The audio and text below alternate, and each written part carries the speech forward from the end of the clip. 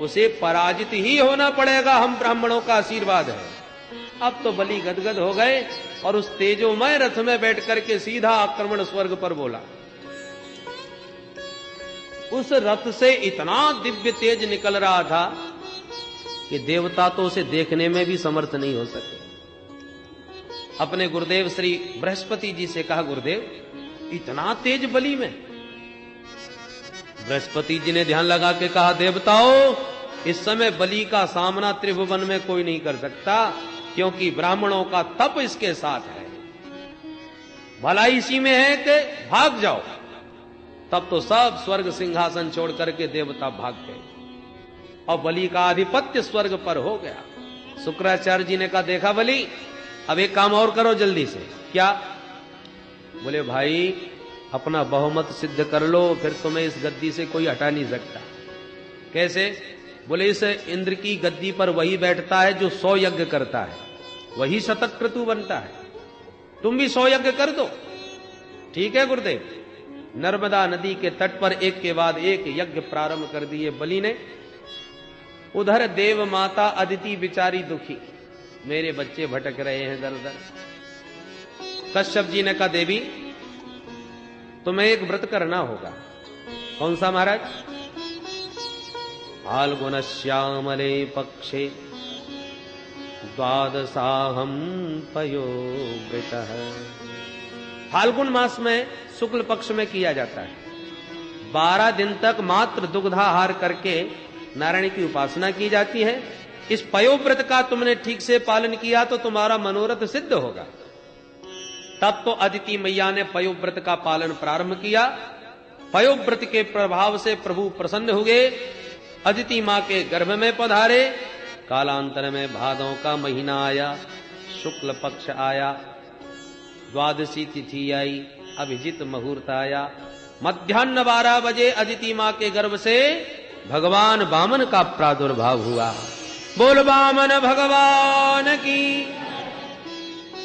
तम बटुम वामनम दृष्ट्वा मोदमाना महर्षयः कर्माणि कारयामासु पुरस्कृत्य प्रजापति।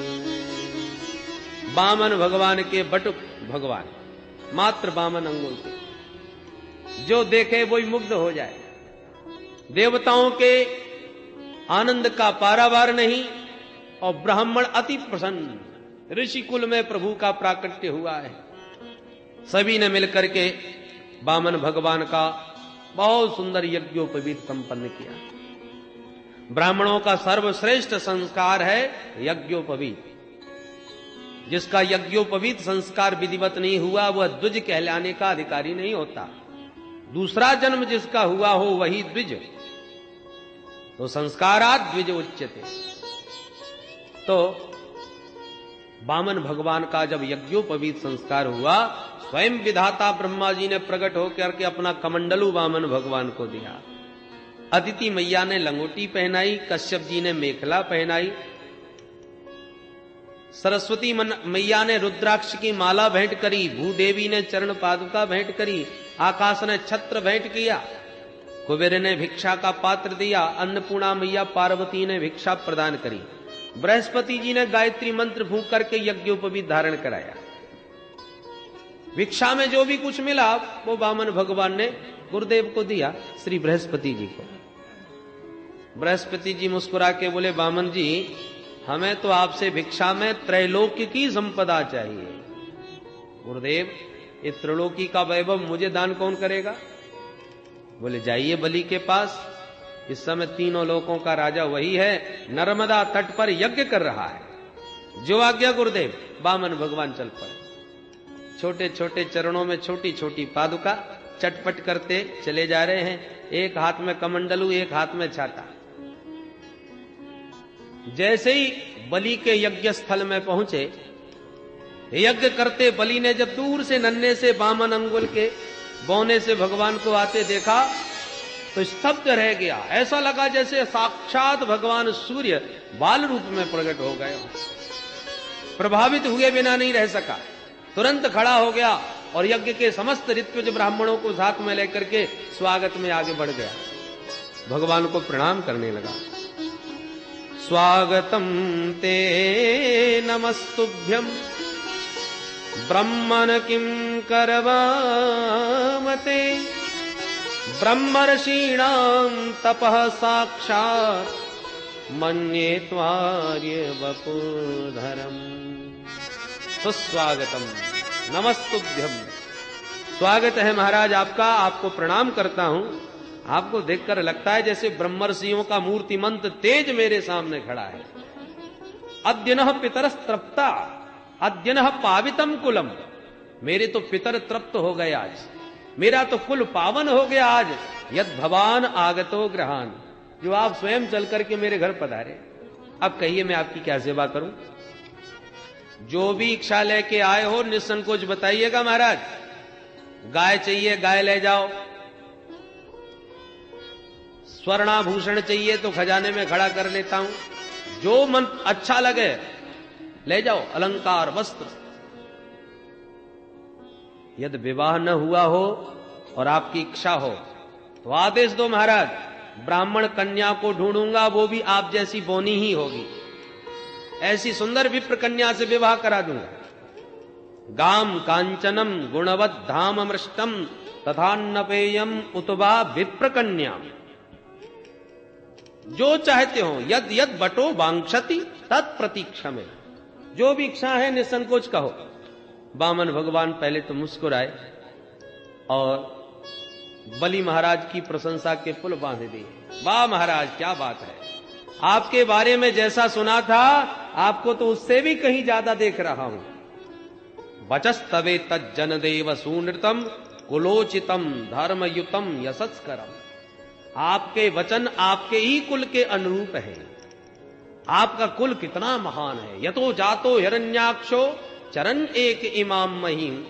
आपके पूर्वजों में महाराज हिरण्याक्ष हिरण्यकश्यपु हुए, उनके बल पराक्रम को कौन नहीं जानता। उनके बेटा प्रहलाद ने तो चमत्कार कर दिया, खंबे से ही नारायण को प्रकट करके दिखा दिया। प्रहलाद के बेटा विरोचन का भी क्या कहने महाराज, सर्वस्व ब्राह्मणों का सर्वस्व धन अपना ब्राह्मणों को लुटा दिया। परंतु ऐसे उच्च कुल में बलि तुमने भी कोई कसर नहीं छोड़ी, इतनी ब्राह्मण भक्ति। बलि ने हाथ जोड़ के कहा महाराज अब रहने दीजिए, सब आप ब्राह्मणों का ही आशीर्वाद है, अब तो आप आदेश दीजिए, मेरे लिए क्या आज्ञा है। भगवान बोले राजन यदि तुम जैसा उदार कोई दानी नहीं तो मेरे जैसा भी कोई संतोषी ब्राह्मण नहीं। अपने राम को कुछ नहीं चाहिए, पर मैं जानता हूं तुम दिए बिना मानने वाले नहीं, इसलिए पदानी त्रीण दैत्येन्द्र सम्मतानि पदा मम। आप तो मात्र मेरे इन छोटे छोटे पैरों से 3 चरण भूमि नाप करके दे दीजिए, बस संतोषी ब्राह्मण इतने में प्रसन्न। बलि अट्टहास करके हंसा, अरे ब्राह्मण तूने कैसी कैसी बातें बनाई कि मेरा तो मन ही मोह लिया। इतनी इतनी लंबी चौड़ी हमारे पूर्वजों की महिमा गाई और मांगने के नाम पर बच्चों जैसी बात कर रहा है। अहो ब्राह्मण दायाद वाचस्ते वृद्ध सम्मता त्वं बालो बालिशमति ही स्वार्थम प्रत्यबुध हो यथा। तू बातें तो बुढ़ों जैसी करता है, पर मांगते समय तूने बिल्कुल जैसी काया बोनी वैसी अकल भी तेरी बोनी मालूम पड़ी। वाचस्ते वृद्ध सम्मता त्वं बालः बालिशमति ही, ये बचकानी बात करते हो। अरे इस बलि के सामने हाथ जिसने पसारा मांगने को, जीवन में कभी हाथ दोबारा नहीं पसारना पड़ता।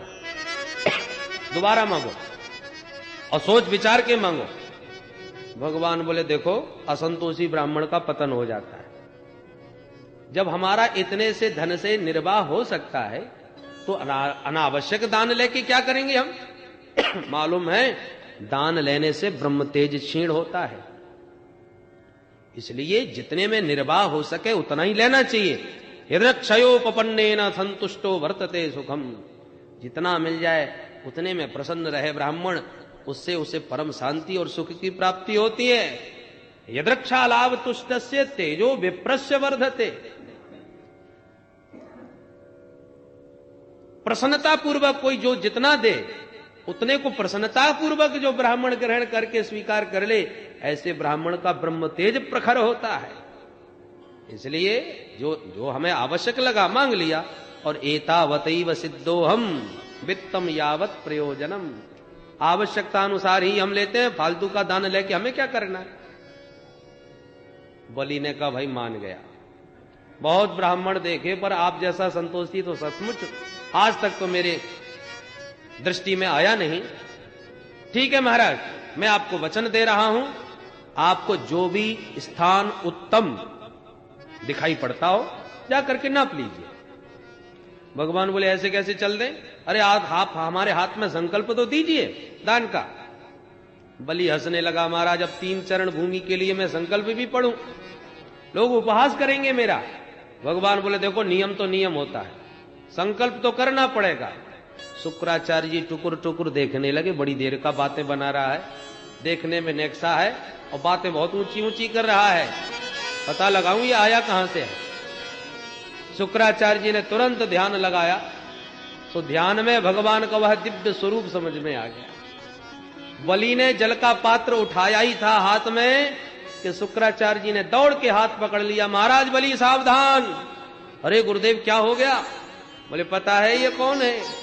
बोले गुरुदेव बामन है। अरे नाना ये न बामन है न त्रेपन, मैं सब समझ गया ये कौन है। कौन है महाराज? एस वैरोचने साक्षात भगवान विष्णुरव्यय कश्यपादितेर्जातो देवानां कार्य साधक। हे विरोचन नंदन बलि, ये कोई और नहीं, देवताओं का कार्य सिद्ध करने वाला बौना बन के विष्णु तुम्हारे सामने खड़ा है। कश्यपाद अदितेर जातः, इस समय कश्यप जी के द्वारा अदिति के गर्भ से बौना बन के प्रकट हुआ है। बातों में मत आ जाना, मैंने अपनी दिव्य दृष्टि से इसके दिव्य हाथ पैर सब देख लिए। ये चाहेगा तो 2 चरणों में सारा ब्रह्मांड नाप सकता है, तुम्हारे पास तो जगह भी नहीं बचेगी 3 चरण भूमि के लिए। ऐसे दान की कोई प्रशंसा नहीं करता जिसमें सब कुछ लुटा के खुद भिखारी बन जाओ, और तुमने यदि इसको दिया तो तुम भिखारी ही बनोगे। इसलिए अब भी कुछ नहीं बिगड़ा है, संकल्प अभी हुआ नहीं है, मना कर दो मैंने कुछ नहीं दिया। हाथ जोड़ के बलि ने कहा गुरुदेव क्या हाथ में जल लेना ही संकल्प है? अरे मेरी वाणी से जब मैंने कह दिया कि मैंने तुम्हें दिया तो मेरा वचन तो है। अब वचन देने के बाद मैं मना कर दूं मैंने नहीं दिया, ऐसा तो आज तक मेरे कुल में कभी नहीं हुआ। मैं वचन विमुख नहीं हो सकता महाराज, भले ही सर्वस्व चला जाए। और इससे बढ़िया बात और क्या होगी गुरुदेव? यदि मात्र ये बटुक है तो 3 चरण भूमि लेके चलता बनेगा, और यदि सचमुच ये विष्णु है तो ये मुझ बलि का गौरव है, सौभाग्य है कि जगत का दाता आज मेरे सामने हाथ पसारेगा और मेरा हाथ उसके हाथ के ऊपर होगा। मेरे तो दोनों हाथों में मोदक हैं, इसलिए मना नहीं करने वाला महाराज, वाणी को मिथ्या नहीं होने दूंगा। शुक्राचार्य जी की आंख टेढ़ी होने लगी।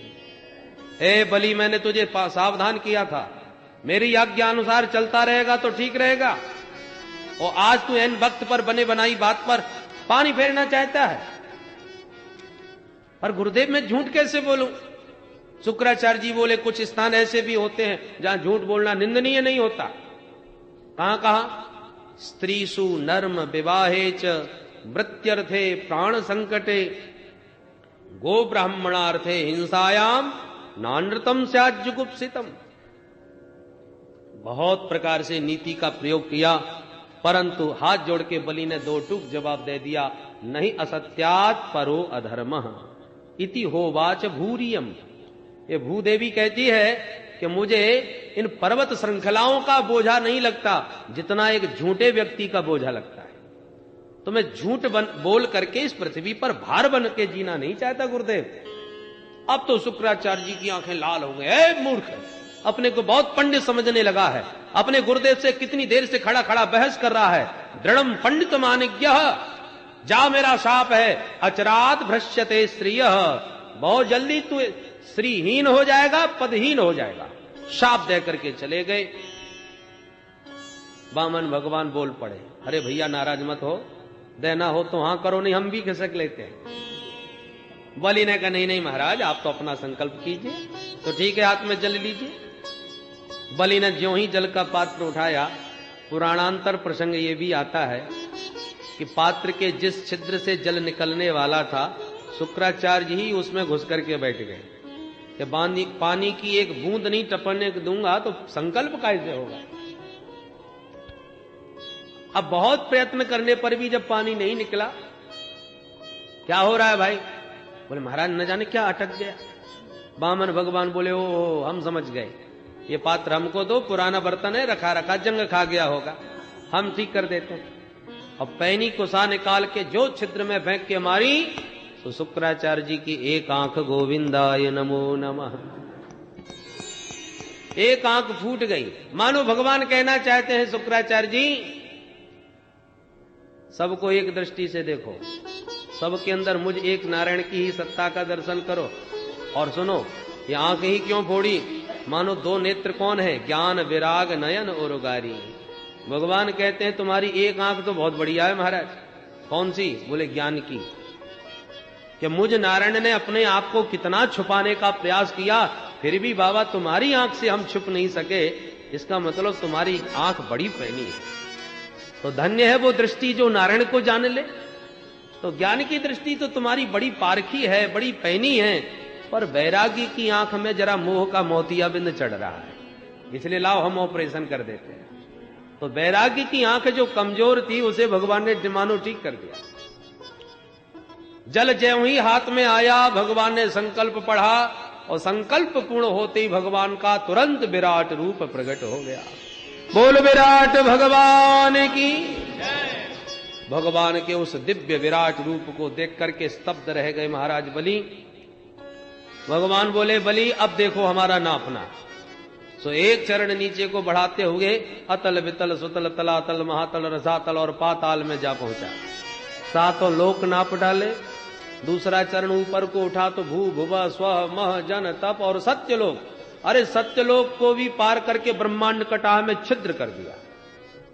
ब्रह्मांड फूट गया। ब्रह्मांड के बाहर की चिन्मयी धारा उस ब्रह्मांड छिद्र से विवर में प्रविष्ट हो गई और जैसी वह जलधारा भगवान के चरणों को धोती हुई नीचे गिरी तो ब्रह्मलोक में ब्रह्मा जी ने अपने कमंडलू में वो भगवान का चरणोदक धारण कर लिया। वही चरणोदक ब्रह्मा जी के कमंडलू से फिर नीचे की ओर बढ़ा तो ध्रुवलोक में, सप्तऋषि मंडल में, चंद्र मंडल में होता हुआ स्वर्ग मंडल में आ गया। स्वर्ग में आके जलधारा के 4 विभाग हुए, सीता, अलकनंदा, चक्षु और भद्रा। उसमें अलकनंदा नाम की जो जलधारा थी भगवान के चरणों की, वही गंधमादन पर्वत पर आकर के गिरी और गोमुख से होती हुई संपूर्ण भारतवर्ष को परिप्लावित करती सागर में जाकर के विलीन हो गई। बोल गंगा मैया की। वही भगवान नारायण के चरणों से निकली विष्णुपदी भगीरथ लेके आई, इसलिए भागीरथी समस्त जगत को पावन कर रही है। सुखदेव जी कहते हैं राजन, जामवंती जी उस समय नव युवक थे। उन्होंने दुंदुभी बजाते हुए आनंद में झूमकर भगवान वामन के उस विराट रूप की प्रदक्षिणा करी। भगवान ने कहा बलि अब बोलिए। संकल्प 3 चरण भूमि का है और अभी मैंने 2 चरण नापे हैं, तीसरा चरण अब कहां रखूं? अब तो बलि की बोलती बंद। भगवान ने गरुड़ को प्रकट करके आदेश दिया जल्दी बंदी बनाओ इसे। गरुड़ ने वरुण पांस में बलि को बांध दिया। भगवान बोले बलि अब तो या तो वचन पूरा करो या नरक में गिरने की तैयारी करो। बलि को जब बांध दिया तो बलि के समर्थक दैत्य भगवान को मारने के लिए दौड़ पड़े। ते सर्वे वामनम हंतुम शूल पट्टिशपाणयः। पर बलि ने सबको रोक दिया, सावधान, इस समय हमारा विपरीत काल है। गुरुदेव शाप दे के चले गए हैं और यदि तुमने इस प्रकार की युद्ध की कोई चेष्टा करी तो सबके सब मारे जाओगे। तो सब शांत हो गए। भगवान फिर डांटने लगे, जल्दी बोलो क्या निर्णय किया? बलि ने कहा महाराज एक बात कहूं। बोले कहो। बोले ये बताओ धन बड़ा होता है कि धनवान? भगवान बोले बड़ा तो धनवान होता है बलि ने कहा सरकार तो 2 चरणों में अभी मेरा धन ही धन तो आपने नापा है, मैं धनवान तो अभी अलग खड़ा हूं, इसलिए अब कृपा करके ये 3रा चरण मेरे माथे पर रखकर मुझ दाता को भी स्वीकार कर लीजिए। पदम तृतीयम पुरुषेष्ण में निजम। वामन भगवान प्रसन्न हो गए और अपना दिव्य पादार बिंद बलि के मस्तिष्क पर रख दिया और बोले बलि धन्य हो, मैंने तुम्हारा सर्वस्व छीन लिया, तुम्हें बांध भी दिया, तुम्हें डांट भी दिया, और इसके बाद भी तुमने अपना धैर्य और धर्म को नहीं छोड़ा। बलि ने कहा सरकार मुझे पद छिन जाने का तनिक भी कोई कष्ट नहीं, मुझे आपने जो बांध दिया इस पाश बंधन का कोई कष्ट नहीं, तो फिर किस बात का डर है। बोले बिभेमिना हम निर्यात पदच्युतो न पाश बंधाद व्यसनाद दुरत्ययात नैवार्थ कृच्छ्राद भवतो विनिग्रहात् असाधुवादाद भ्रशमुद्यते यथा। मुझे यदि भय लगता है तो केवल असाधुवाद से। दुनिया में कोई ये न कहे कि बलि के पूर्वजों की कीर्ति पताका कैसी लहरा रही थी, पर बलि ने आके उसमें कलंक लगा दिया। एक ब्राह्मण को 3 चरण भूमि का दान भी नहीं कर सका। इस अपकीर्ति की कालिमा के कलंक से मुझे बहुत डर लगता है। तब तो प्रहलाद जी प्रकट हो गए, भगवान की स्तुति करके बोले प्रभु आप ही देते हो और आप ही ले लेते हो, आपका देना भी निराला और लेना भी विचित्र, कब किसको कहां से कहां पहुंचा दें।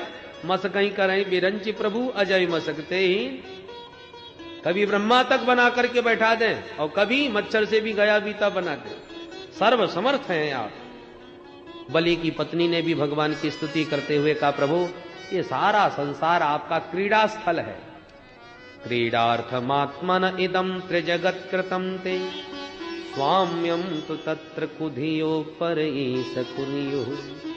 पर आपके इस क्रीड़ा के मैदान पर हमारे स्वामी जी ने कब्जा कर लिया, वो अपने को त्रिलोकी का नाथ समझ बैठे, आपने तो केवल मेरे स्वामी जी की उसी कुबुद्धि का हरण किया है, अन्यथा ये मालिक तो पहले भी जगत के आप ही थे और आज भी आप ही हो, इसमें हमारा क्या ले लिया आपने। भगवान बड़े प्रसन्न हुए, ब्रह्मा जी भी प्रकट हो गए। ब्रह्मा जी ने कहा महाराज एक बात समझ में नहीं आ रही। क्या समझ में नहीं आ रही? प्रभु जो आपको तुलसी दल चढ़ा दे, कमल दल चढ़ा दे, उसे तो आप सर्वस्व दे डालते हो, और जिस बेचारे बलि ने अपना सर्वस्व आपको दे डाला उसे आपने उल्टे बांध के पटक दिया, ये क्या मतलब हुआ? भगवान हंस करके बोले ब्रह्मा जी ब्रह्मन यमनुग्रहणामि तद्विशो विधुनोम्य हम यन्मदः पुरुषः स्तब्धो लोकम माम चावमन्यते। ब्रह्मा जी ये मेरा स्वभाव है, जिस पर मैं हृदय से अनुग्रह करना चाहता हूं पहले उसका अभिमान तोड़ता हूं। यदि वो धनाभिमानी है तो धन छीन लूं, पदाभिमानी है तो पद छीन लूं, उसकी जहां जहां आसक्ति बढ़ेगी मैं वही वस्तु उससे छीनता जाऊंगा। जब उसकी आसक्ति के सारे पात्र छिन जाते हैं तब वो विकल हो जाता है, परेशान हो जाता है, संतों के शरण में आता है, महाराज जहां हाथ मारता हूं वहीं घाटा हो जाता है, बड़ा तंग हूं, न जाने कैसे ग्रह चल रहे हैं, बड़ा परेशान हूं। सोई महात्मा मेरा भजन और मेरा नाम उसको बता देते हैं, तब उसे बाध्य होकर के मेरी शरण में आना ही पड़ता है। क्योंकि उत्तम कुल में जन्म हो जाना, किसी को अपने उत्तम कुल का अभिमान होता है, किसी को अवस्था का, किसी को अपने कर्मों का अभिमान होता है, किसी को अपनी विद्या का अभिमान होता है। जन्म कर्म वयो रूपा विद्यैश्वर्य धनाधि यद्यस्य रूपा विद्यैश्वर्य धनाधि यद्यस्य न भवे स्तंभ तत्रायम मदनुग्रह।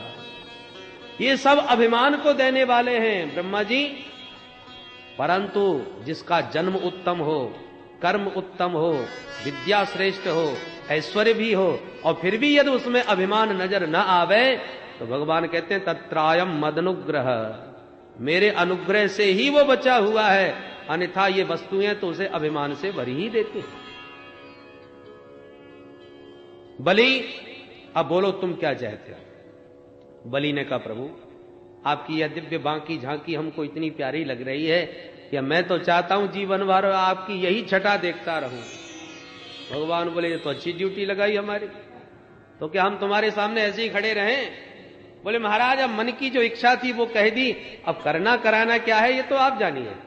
भगवान बोले तो ठीक है, वैसे तो हम तुमसे इंद्रासन छीनने ही आए थे, पर तुम्हारे इस धर्म निष्ठा को देखकर हम बड़े प्रसन्न हुए। बलि आज से हम वचन देते हैं कि आगामी मनवंतर के तुम ही इंद्र बनोगे, और जब तक इंद्र की पदवी प्राप्त नहीं होती तुम्हें, तब तक इंद्र के समान ही वैभव, स्वर्ग के समान ही वैभव सुतर लोक में है। तुम वहां सुतर लोक के राजा बन के राज्य करना, और मैं तुम्हारे दरवाजे का द्वारपाल बना खड़ा रहूंगा। सो आते जाते सदा सन्निहितम वीर तत्र माम द्रक्ष्यते भवान। वहां पर आते जाते हमेशा तू मेरे इसी रूप का दर्शन करना। तब तो सब गदगद हो गए। प्रहलाद जी तो खुशी में नाचने लगे, जय हो प्रभु। नेमम विरिंचो लभते प्रसादम न स्त्री न शरभ किमुता परेते यन्नो सुराड़ा मसी दुर्ग पालो विश्वाभिवंदे वंदितांग्री। अरे जिन प्रभु के ध्यान में ब्रह्मादिक देवता बैठे रहते हैं, एक झलक पाने को तरसते हैं, वो परम पिता प्रभु, वो जगत पिता नारायण हम दैत्यों के दरवाजे का द्वारपाल बना खड़ा होगा, कितने गौरव की बात है। यन्नो सुराणा मसी दुर्ग पालो। भगवान बोले वत्स प्रहलाद भद्रम ते प्रयाही सुतलालय। बेटा प्रहलाद तुम्हारा कल्याण हो, अब अपने परिवार को लेके जल्दी से सुतल लोग जाओ। सब चलने की तैयारी करने लगे। सो शुक्राचार्य जी ने आके प्रणाम किया। शुक्राचार्य जी को लगा हम सबके ही फालतू में ही बुरे बन गए। प्रणाम करके कहा महाराज मुझे क्षमा कीजिए। भगवान बोले आचार्य जी आप तो यज्ञ की अवशेष विधि की परिपूर्णता कीजिए। यज्ञ में कोई कार्य शेष रह गया हो तो ये 100वां यज्ञ भी पूर्णतः संपन्न हो जाए, उस विधि का निर्वाह कीजिए। शुक्राचार्य जी बोले महाराज क्यों लज्जित करते हो, जिस यज्ञ में साक्षात नारायण प्रकट होकर विराजमान हो वो यज्ञ अब अधूरा माना जाएगा। अरे यज्ञ में कितने भी दोष रह जाएं, कितनी भी कोई सावधानी से यज्ञ करे, कहीं ना कहीं कोई ना कोई या तो मंत्र में दोष या विधि में दोष या सामग्री में दोष कहीं ना कहीं तो हो ही जाता है। पर आपके मंगलमय नाम का गान जब किया जाता है तो सारे दोष दूर हो जाते हैं। मंत्रतस् तंत्रतस् छिद्रम देश कालार्ह वस्तुतः सर्वम करोति निश्चिद्रम नाम संकीर्तनम तव। यहां तो आप प्रत्यक्ष विराजमान हैं। इस प्रकार से भगवान समस्त परिकर के साथ सुतल लोक में प्रविष्ट हो गए। नारद जी ने जब ये समाचार लक्ष्मी मैया जी को सुनाया, तब लक्ष्मी जी बहन बन के आई बलि की, और बलि के हाथ पर राखी बांध करके अपने स्वामी जी को पुनः वापस लेकर के गई। वो लक्ष्मी नारायण भगवान की, बामन भगवान की। इंद्र के छोटे भाई बन के आए थे बामन भगवान, इसलिए दूसरा नाम उपेंद्र भी है। सुखदेव जी कहते हैं परीक्षित, एक मनवंतर में भगवान ने सत्यव्रत मनु की प्रलय पर्यंत रक्षा करने के लिए मत्स्यावतार भी धारण किया था। इसके साथ ही अष्टम स्कंद को विराम, जिसमें मनवंतरों की कथा थी। आइए नवम में प्रवेश करें, जिसमें 24 अध्याय हैं। 12 अध्यायों में सूर्यवंश, जिसमें आए श्री राम जी, और बाद में 12 अध्यायों में चंद्रवंश, जिसमें आए श्याम जी। तो आइए पहले सूर्यवंश के राम जी की चर्चा करें, क्योंकि राम चरित्र परम पवित्र और कृष्ण चरित्र महाविचित्र। तो योगेश्वरेश्वर श्री कृष्ण की चर्चा बाद में, पहले आइए मर्यादा पुरुषोत्तम श्री रामभद्र की चर्चा करेंगे।